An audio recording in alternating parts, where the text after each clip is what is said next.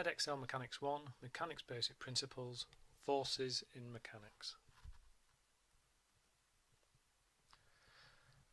Force is a vector quantity and it has the SI unit of a Newton, capital N.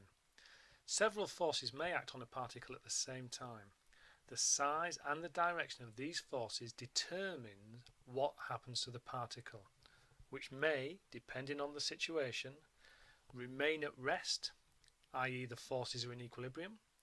It may move at constant velocity, i.e. the forces are also in equilibrium, or it may change velocity, i.e. the forces are not in equilibrium, or it may change direction because the forces are not in equilibrium. We usually only use a few types of force of all those that exist, so there's usually a fairly narrow band of force types which will crop up in questions.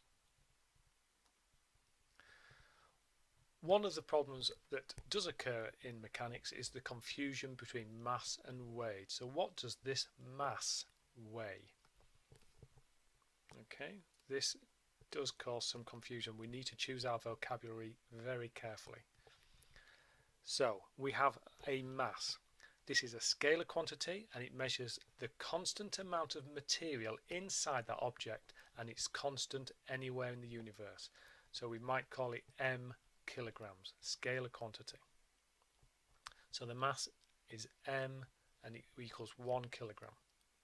Gravity is a vector quantity measuring the acceleration pull of the Earth, and it depends on height or the radius of the Earth. It's g meters per second squared. Usually we take it as 9.8 meters per second squared, but I'm just going to call it g at this stage. So gravity g equals 9.8 meters per second squared.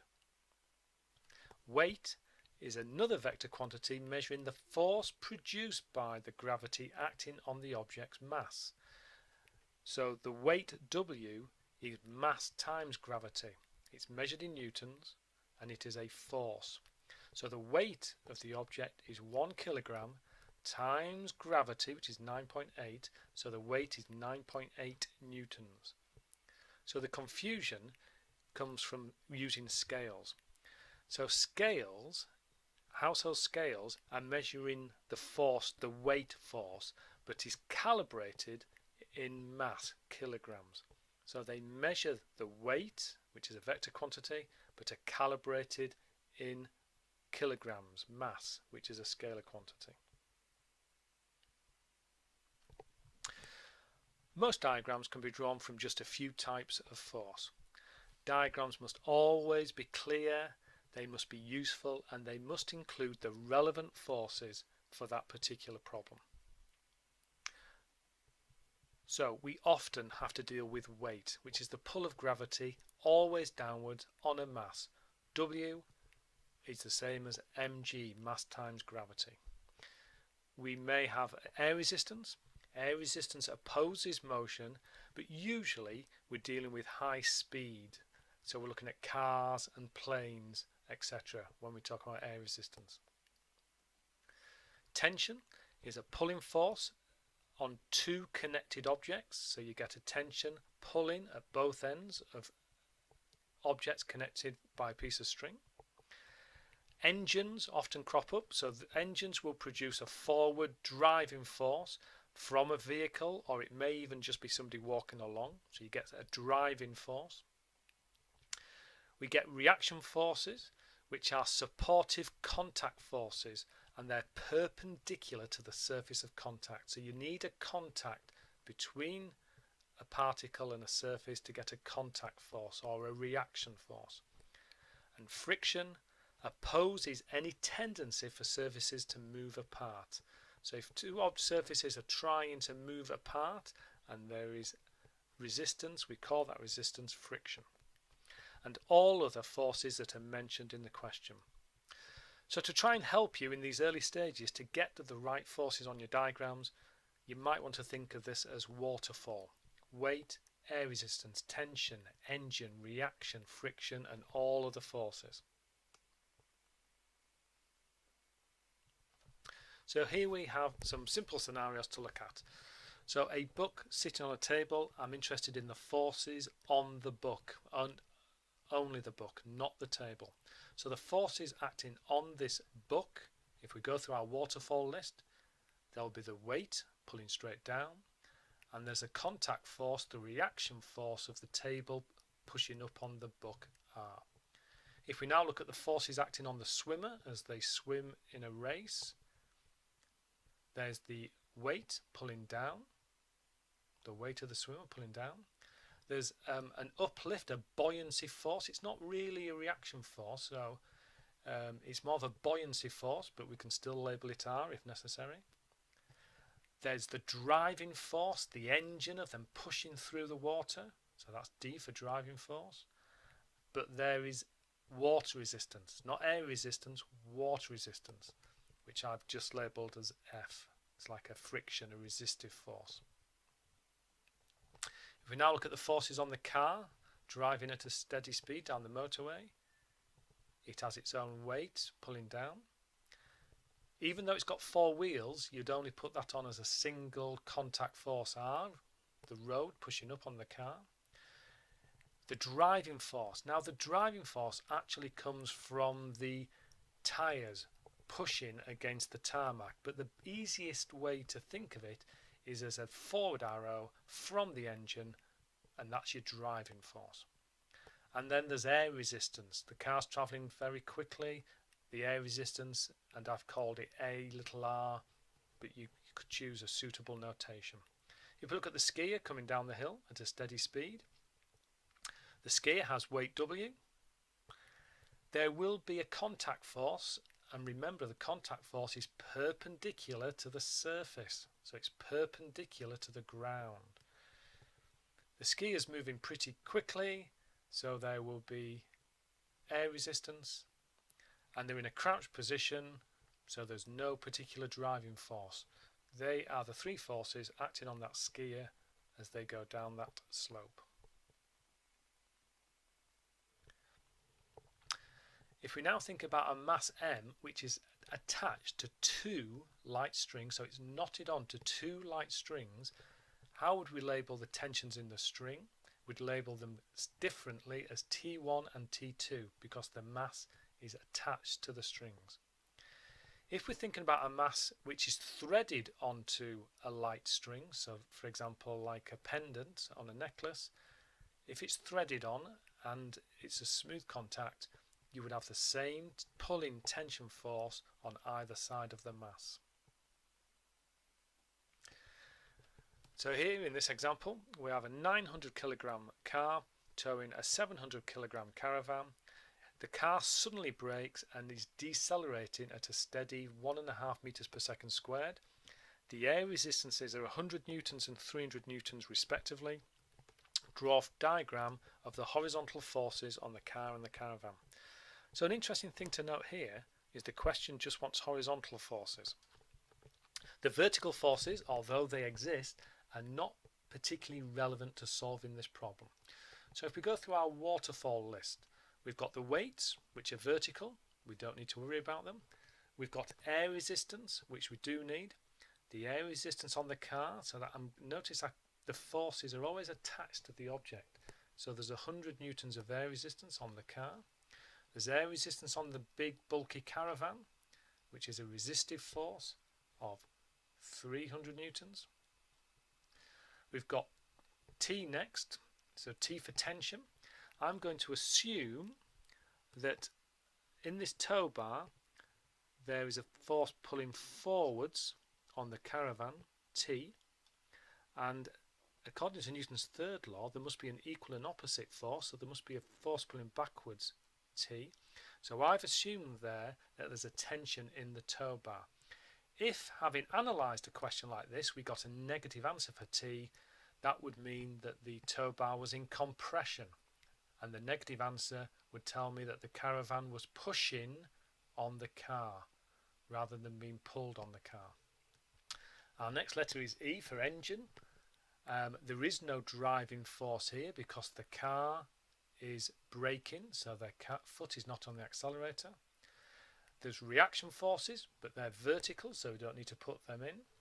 And any other relevant forces mentioned in the question, well, the other thing mentioned in the question is the car braking. So if the car's braking, there's going to be friction opposing the motion of the car, F. So that is my force diagram for the car and the caravan. The other thing to bear in mind here is the deceleration at 1.5 meters per second squared. The clearest way of putting this on your diagram is make sure it's not attached to the object because it's not a force. So away from the object, I'm going to put a double-headed arrow, so I know that I'm dealing with acceleration. I've put the arrow in the direction of motion, but we know this object is decelerating.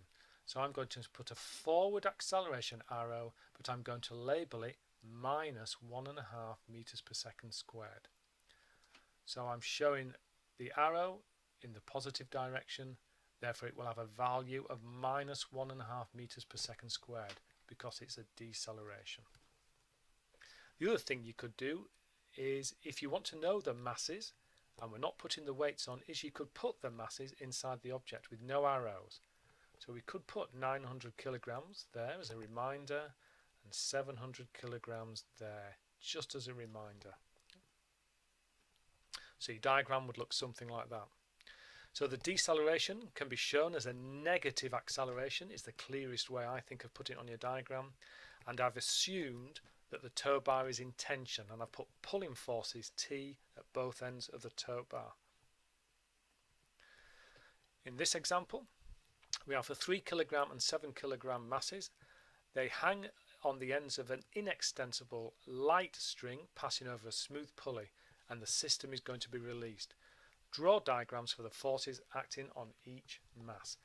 The thing that jumps out at me here first is the smooth pulley.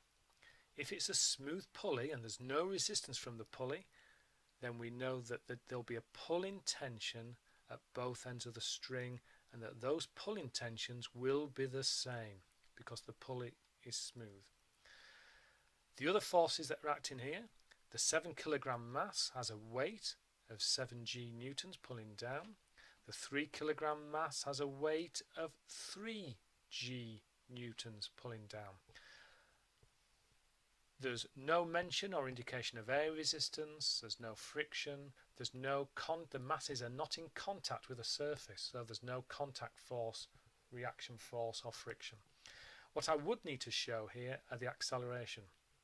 Obviously the 7 kilogram mass is going to be the one that will fall, so I'm going to put an acceleration double-headed arrow labelled A.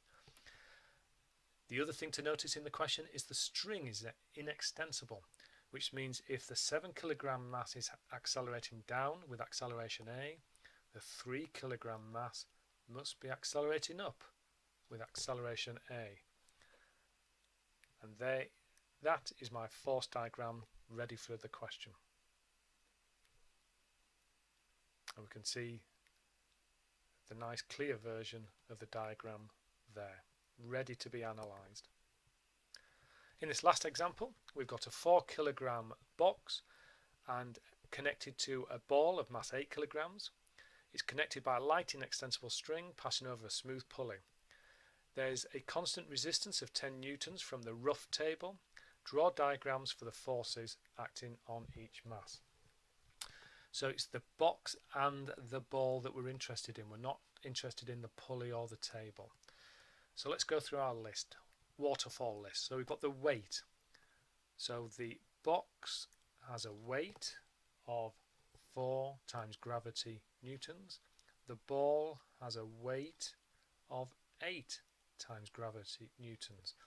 A for air resistance. There's no mention of air resistance in the question. T for tension. There's going to be a pulling force at this end of the string, T, and because it's a smooth pulley, there's going to be the same pulling force at that end of the string, T. E for engine. There's no engine, there's no driving force, we're not talking about vehicles. R for reaction.